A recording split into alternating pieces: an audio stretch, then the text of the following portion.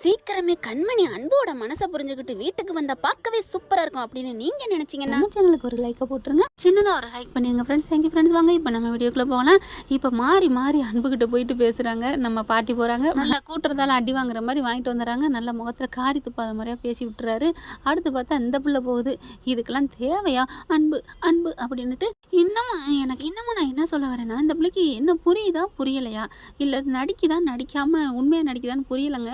ஆமாங்க, வெண்ணிலா வந்து ஆவுனா உன் மனசில் நான் தான் இருக்கேன், ஆனால் நீ நடிக்கிற, உங்கள் அம்மாவுக்கு பயந்துட்டு நடிக்கிற, ஏன்டி நல்லா வருது, உங்கள் அம்மாவுக்கு பயந்தா, அதாவது அன்பு அவங்க அம்மாவுக்கு பயந்தா அங்கே அம்மா இருக்கையில் நடிக்கிறான், ஓகேன்னு சொல்லலாம். இப்போ தான் யாருமே இல்லை, இன்னமும் ஏன் நடிக்கிறான் சொல்லு. அப்படி நடித்து என்ன பண்ண போகிறான்? நீ வேணும்னா அப்புறமாக்கி வந்து வெண்ணிலா எங்கள் அம்மாவுக்காக நடித்தேன் அப்படின்னு சொல்லியிருப்பான்ல. ஆனால் 24 மணி நேரமும் ஒரு மனுஷன் என் பொண்டாட்டி கண்மணி தான் அப்படின்னு சொல்கிறான். அதை விட ஆஃபீஸில் வச்சு உன்னை கிளின்னு அந்த கிழிச்சான். ஒரு லாரி குப்பை மண்ணை கொண்டாந்து உன் மண்டையில் கொட்டினேன். அதெல்லாம் பெருசாக தெரியலையா? அதெல்லாம் சும்மா அவங்க அம்மாவுக்கா இதெல்லாமா சொல்லுவேன். நீ வேணா கேனச்சிருக்கியா? உன் மனசில் நான் தான் இருக்கேன் அப்படிங்கிறது மரியாதையே போயிரு. நான் வீட்டுக்கு வரமாட்டேன். இந்த ஜென்மம் இல்லை, என் உயிர், என் எண்டு, என் தொடக்கம், என் வாழ்வு, ஃபினிஷிங் எல்லாமே என் கண்மணி கூட தான் நான் அடித்து சொல்லிடுறாங்க. ஐயோ அல்டிமேட்டாக அல்லுதுங்க.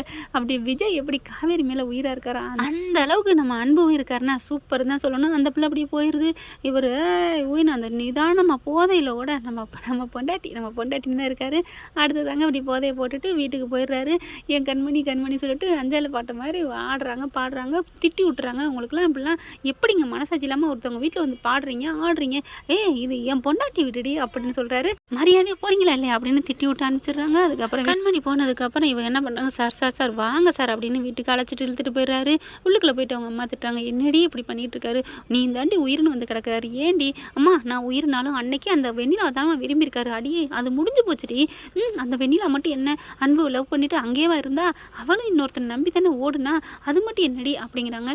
அது எனக்கு தேவையில்லை, அன்பு மனசில் வெண்ணிலா தான். ஐயோ வெண்ணிலான்னு சொல்லாதடி, வெண்ணிலா இல்லைன்னு தான் அடித்து சொல்கிறாரடி, அதெல்லாம் இல்லைம்மா, அவர் என்னை மட்டும்தான் விரும்பியிருக்கணும், இது வேணாம் எனக்கு அப்படிங்கிறாங்க. என்னடி இதெல்லாம் ஒரு இதாடி, அவன் ஒன்று வச்சிருக்கல 10 கல்யாணம் பண்ணிகிட்டு இருக்கேன், எப்போவோ லவ் பண்ணதை பிடிச்சிக்கிட்டு இப்படி தொங்குறியடி அப்படின்னு கத்துறாங்க. இங்கே பாருமா, எனக்கு பிடிக்கல, எனக்கு விட்டுருங்க, அப்போ உன் வாழ்க்கை என்னதாண்டி ஆகும் அப்படிங்கிறாங்க. அப்போ தான் அவங்க தங்கச்சி இருந்துட்டு, இங்கே பாரு அவங்க சித்தியா அவங்க என்ன பண்ணுறாங்க, அங்கே ஒரு கோயிலில் ஒருத்தவங்க சாமியாக இருக்காரு, அவங்க நல்லா பார்த்து சொல்கிறாங்களாம், எல்லாரும் சொல்லிக்கிறாங்க, அங்கே போவோமா அப்படின்னு கேட்க, போகலாம், என்னடி கண்மணி சொல்லு, அதெல்லாம் எனக்கு வேணாம், இதெல்லாம் நம்பிக்கை இல்லை, என் வாழ்க்கையே போச்சு, இனி அங்கே போய் கேட்டால் மட்டும் என்ன ஆகுது, ஏய் கண்மணி அப்படிலாம் சொல்லாதடி, நீ வந்து தொழிலில் முன்னுக்கு வந்து பெரிய தொழிலதிபராக கூட வரலாம், ஒரு பார்த்துக்கிறது ஒரு நம்பிக்கை தானடி, வாடி அப்படின்னு சொல்லி கட்டாயப்படுத்தி கூட்டிகிட்டு போகிறாங்க கோயிலுக்கு. அங்கே போயிட்டு சாமி கும்பிட்றாங்க. கடவுளே என் புள்ள நல்லபடியாக புருஷன் வீட்டில் போய் வாழணும், என் வீட்டிலேருந்து அவன் கிளம்பி அங்கே போய் நிம்மதியாக இருக்கணும், அவன் புருஷங்காரன் அப்படி பாசமாக இருக்கேன், ஆனால் அதை புரிஞ்சுக்காமல் இருக்கிறா,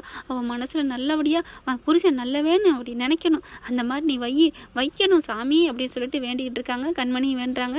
அப்படி வேண்டி முடிச்சுட்டு வாடி அப்படின்னு ஒரு தேங்காய் உடைக்கிறாங்க. அதை எடுத்து 2 தின்னுக்கிட்டு உட்காடுறாங்களா. அப்போ கரெக்டாக இங்கே தானே சாமி பார்க்குறான்னு சொன்னாங்க, ஆளை காணுமே அப்படிங்கிறாங்க. இன்னைக்கு லீவு போல இருக்கே அப்படின்னு பேசிக்கிட்டு இருக்காங்க. இல்லாமல் போயிட்டாங்களே, ஐயோ பாத்தியாடி என்னடி இப்படி போயிட்டுருக்கு, அதான் நான் சொன்னேனே, அதான் என் நேரம் சரியில்லைம்மா, அந்த ஆண்டவன் என் தலையெழுத்தை குறுக்கு நெடுக்குமா எழுதிட்டான், விடு அப்படின்னு சொல்ல. யாரடி எழுதுனது? குறுக்கு நெடுக்குமாலாம் எழுதலை, நீ தான் தப்பாக புரிஞ்சிட்டு இருக்க, உன் வாழ்க்கையை உன் கையில் தாண்டி இருக்கு, நீ தவற விட்டுறாதடி கண்மணி அப்படிங்கிறாங்க. அம்மா என்ன அட்வைஸா அப்படின்னு சொல்லிட்டு இருக்கீங்களே, அட்வைஸ்ன்னு நினைக்காத தாயி அப்படின்னு சொல்ல ஒரு குரல் பார்க்குறாங்க. அங்கே கீழே தாங்க உட்காந்துருக்குறாங்க பக்கத்தில். அப்போ தான் பார்க்குறாங்க, சாமி அப்படின்னு சொல்லிட்டு அந்த அம்மா எந்திரிச்சு வேகமாக போகுது. கண்மணி அம்மா, சாமி என்ன சாமி அப்படின்னு சொல்ல, உன் பொண்ணு அட்வைஸ் இந்த காலத்தில் எல்லாம் அப்படி தான் சொல்லுவாங்க, பெரியவங்களோட அறிவுரை எல்லாம் அவங்க தப்பாக தான் சொல்லுவாங்க அப்படிங்கிற. கண்மணி வாடி அப்படின்னு சொல்லி கூப்பிட்றாங்க. எந்திரிச்சு வர்றாங்க. உன் பொண்ணை பார்த்தா அப்படியே சாட்சாத் அந்த மகாலட்சுமி பார்த்த மாதிரியே இருக்குமா, இறக்க குணம், சாந்த மனசு, அப்படிப்பட்ட ஒரு புள்ளம்மா உன் புள்ள உன் வயிற்றுல பிறக்கிறதுக்கு நீ கொடுத்து வச்சிருக்கணும் அப்படிங்கிறாங்க. அதெல்லாம் தெரியும் சாமி, இப்போ வாழ்க்கை எப்படி போயிட்டுருக்கு அது உங்களுக்கு ஏதாவது தெரியுதா அப்படின்னு கேட்குறாங்க. அப்படியே கண்ணை மூடுறாரு. அப்படியே கண்மணியை பார்க்குறாங்க. சிலுக்குது. ஏம்மா உன் புள்ள எப்பேற்பட்ட சாதகமா, நல்ல மனசுமா, அப்படியே அடுத்தவங்களுக்கு உதவுறதுல அள்ளி கொடுக்குறதுல அன்னலட்சுமி மாதிரி நல்ல மனசுமா, நீ அன்னலட்சுமி வேலைதாம்மா நீ பண்ணிக்கிட்டு இருக்கிற அப்படின்னு சொல்ல, ஆமாங்க அப்படிங்கிறாங்க. ஏன்னா இந்த சமையல் இடியாப்பம் வைக்கிறாங்க இல்லையா, அதுக்கப்புறம் பார்க்குறாங்க, நீ இப்போ ஒரு வருத்தத்தில் வாழ்ந்துட்டு இருக்கம்மா அப்படிங்கிறாங்க. நீ விட்டு விலகி வந்து நிற்கிற கரெக்டா அப்படிங்கிறாங்க. உன் வாழ்க்கையை விட்டு விலகி வந்து நிற்கிறியா அப்படின்னு சொல்கிறாங்க. ஆமாம் சாமி அப்படின்னு அழுகுறாங்க. இது வந்து சும்மா தற்காலிகம்தாம்மா, நீ பயப்படாத அப்படிங்கிறாங்க.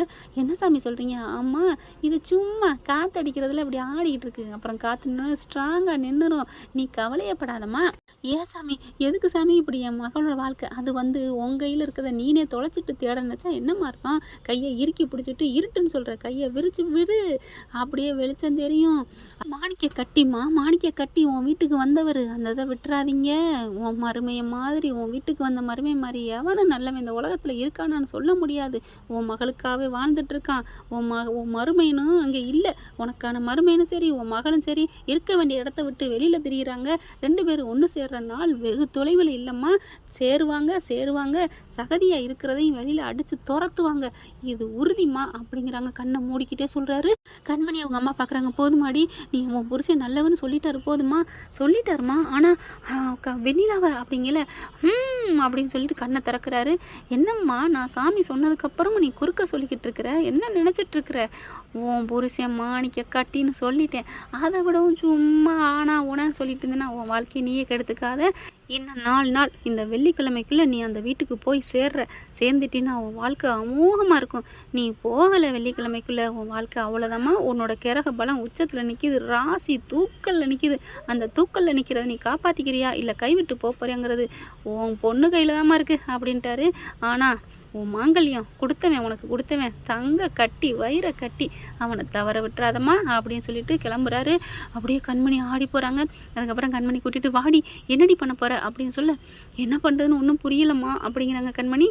அன்பு வந்து கூப்பிட்டா கிளம்பிடுடி அப்படிங்கிறாங்க. அம்மா அதெல்லாம் முடியாதுமா அப்படின்னு சொல்ல, என்னடி சாமி சொல்லி திருந்த மாட்டியா அப்படிங்கிறாங்க. என்ன பண்ணலாங்கிறத அப்புறம் பார்த்துக்கலாம், என்ன ஆளை விடு அப்படின்னு சொல்லிட்டு கிளம்புறாங்க. நான் தொழிலுக்கு போகணும், அவர் சொன்னார்ல கேட்டியா, நான் தொழிலில் பெருசாக ஓஹோன்னு வருவேன்னு, அப்படி வரணும்னா நான் இங்கே வீட்டில் உட்காந்துட்டு இருந்தால் சரி வராது, நான் கிளம்புறேன் அப்படின்னு சொல்லி கிளம்புது. ஐயோ இவளை எப்படி தான் திருத்த போகிறோன்னு தெரியலையே அப்படின்னுட்டு, மாப்பிள்ளைகிட்ட போய் சொல்லுவோமா அப்படிங்கிறாங்க. வாங்க போய் சொல்லுவோம் அப்படிங்கிறாங்க. எப்படி போய் சொல்கிறது? நடந்ததுக்கப்புறம் சொல்லுவோம், அதுக்கப்புறம் மாப்பிள்ளை வந்து மறுபடியும் வந்து கூப்பிடுவார்ல, நம்ம வீட்லேயே வந்து தங்க வைப்போம், 2 பேரையும் பக்கத்தில் வச்சா தானே பற்றிக்கிறோம், என்ன சொல்கிற அப்படின்னு சொல்ல, ஆமாம்ல வா சூப்பர், வா கிளம்புவோம் அப்படின்னு சொல்லிட்டு அக்காலும் தங்கச்சியும் கிளம்புறாங்க. உடனே கண்மணியோட அம்மா என்ன பண்ணுறாங்க, அவங்க சம்மந்திக்கு கால் பண்ணுறாங்க, அதாவது அன்போட அம்மாவுக்கு. அவங்க ஃபோன் எடுத்துகிட்டு என்னாச்சு அப்படின்னு கேட்க, என்ன காவேரி அப்படின்னு கேட்குறாங்க. ஒரு சந்தோஷமான செய்தி அப்படின்னு சொல்ல, என்ன சந்தோஷம், கண்மணி என் வீட்டுக்கு வரேன்னு சொல்லிட்டாளா அப்படின்னு சொன்ன கையோட, அப்போ அவள் வர்றது தான் சந்தோஷமா அப்படின்னு சொல்ல, அதை விட எனக்கு என்னம்மா சந்தோஷம் அப்படின்னு சொல்ல, பார்த்தா கரெக்டாக வந்து நிற்கிதுங்க. ஐயோ இவ வந்து நிற்கிறாளே, நான் என்ன பண்ணுவேன் அப்படின்னு சைலண்ட்டாக இருக்க, இல்லை இந்த மாதிரி கோயிலில் பார்த்தோம், இந்த மாதிரி சொன்னாங்க, இல்லை உங்கள்கிட்ட நான் நேரில் பார்த்து சொல்லணும், இன்னும் நிறைய இருக்குது, நீ வா சிவகாமி அப்படின்னு பேச, இங்கே பாருங்கள் எனக்கு வேலை இருக்குது, நேரம் இல்லை வைங்க அப்படின்னு சொல்ல, என்ன சிவகாமி என்ன, சரி புரிஞ்சுக்கங்க வைங்க எனக்கு வேலை இருக்குது அப்படின்னு சொல்லிட்டு வச்சுட்டு, அப்பாடா என்னது ஏதோ நல்ல செய்தின்னு சொல்கிறா, அவங்க 2 பேரும் ஒன்று சேர்ந்துருவாங்களா, அந்த சாமி சொன்ன மாதிரி, இன்னும் என்ன சொல்லலை, ஐயோ இவ வேற வந்துட்டாலே அப்படின்னு சொல்லிட்டு சிவகாமி ஒரு மாதிரியாக பார்க்குது. ஓகே ஃப்ரெண்ட், பார்க்கலாம் என்ன நடக்க போகுதுன்னு, இப்படியும் போகலாம். இந்த பதிவு உங்களுக்கு பிடிச்சிருந்துச்சுன்னா உங்கள் பொண்ணான கையில் ஒரு லைக்கை போட்டு சப்ஸ்கிரைப் பண்ணிடுங்க. Thank you friends.